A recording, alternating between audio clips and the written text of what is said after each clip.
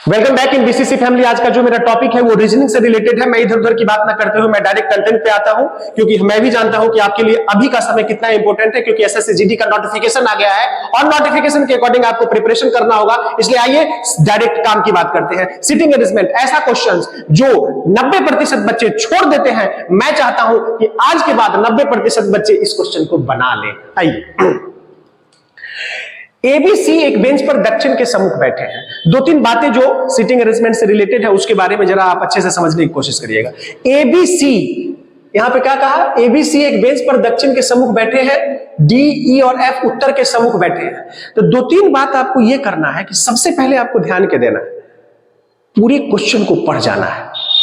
पूरे क्वेश्चन को जैसे ही हम पढ़े तो इसमें दो बातें आई, तीन व्यक्ति उत्तर और तीन व्यक्ति दक्षिण। कौन कौन उत्तर और कौन कौन दक्षिण, इसको जरा ध्यान दीजिएगा।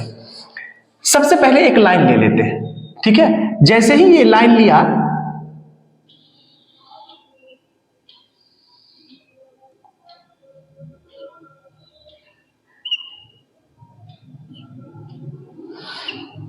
मैं एरो लगा रहा हूं, जरा ध्यान से समझिएगा। ऊपर नॉर्थ होता है और नीचे देखने पे साउथ होता है। कह रहा है एबीसी एक बेंच पर दक्षिण के सम्मुख बैठे हैं। एबीसी दक्षिण के सम्मुख मतलब यह हुआ कि दक्षिण की ओर देख रहे हैं। तो डियर स्टूडेंट, अगर आप उत्तर की ओर देखिएगा ना तो राइट इधर और लेफ्ट इधर, पहले यह समझ लीजिए। अगर आप दक्षिण की तरफ देखिएगा ना तो लेफ्ट इधर और राइट इधर।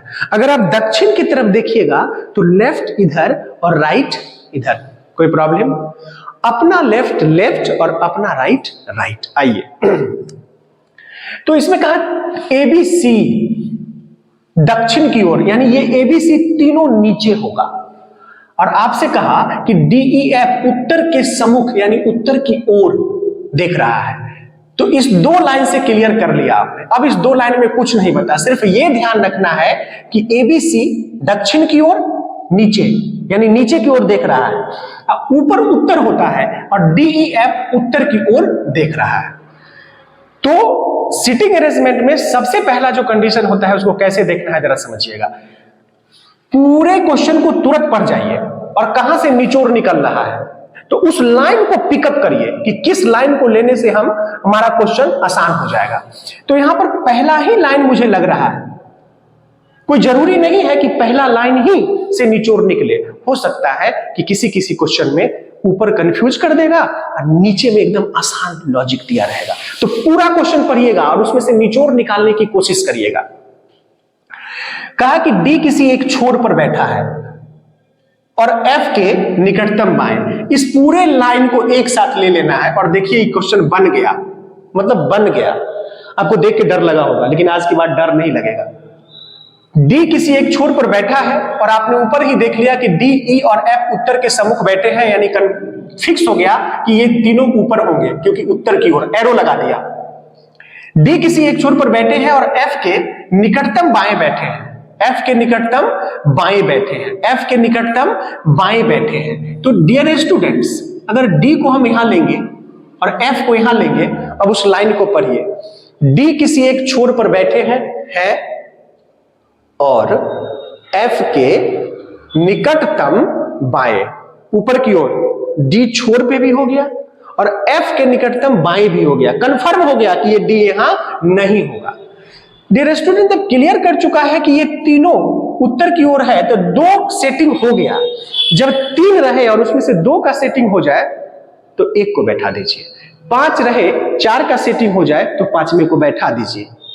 अब डी, एफ और क्या हो गया ई। कोई प्रॉब्लम? अब तीन बचा नीचे का जो दक्षिण की ओर देख रहा है। कौन देख रहा है? एबीसी एक बेंच पर दक्षिण के सम्मुख बैठे हैं, तो ये दक्षिण की तरफ देख रहा है और इसी लाइन में हमारा ऊपर वाला लाइन क्लियर हो गया।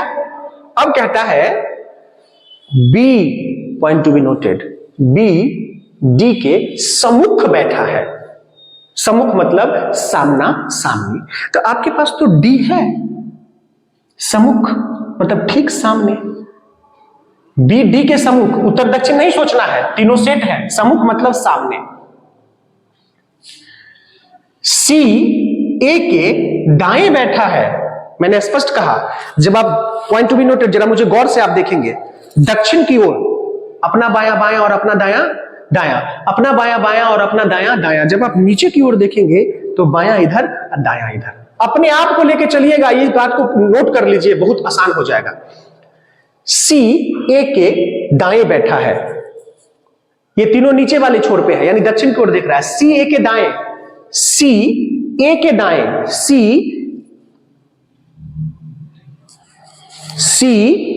लेफ्ट है, नीचे की ओर लेफ्ट है, दायां, सी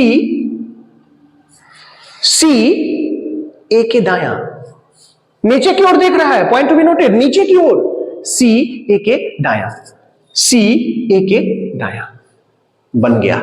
15 सेकेंड्स मुझे आपको समझाना है, इसलिए मैं वक्त ले रहा हूं आपसे, और आप दिल से समझिएगा प्लीज। अपना बायां बायां, अपना दायां दायां, पहला कंडीशन। दूसरा कंडीशन, जब भी पजल बनाइए तो पूरी क्वेश्चन को सरसरी निगाह से एक बार पढ़ जाइए, लंबी सांस खींचकर, और उसमें से उस पॉइंट को निकालने की कोशिश करिए जो बिल्कुल कंफर्टेबल और आसान है। अब आपसे कह रहा है कि ए के सम्मुख कौन है?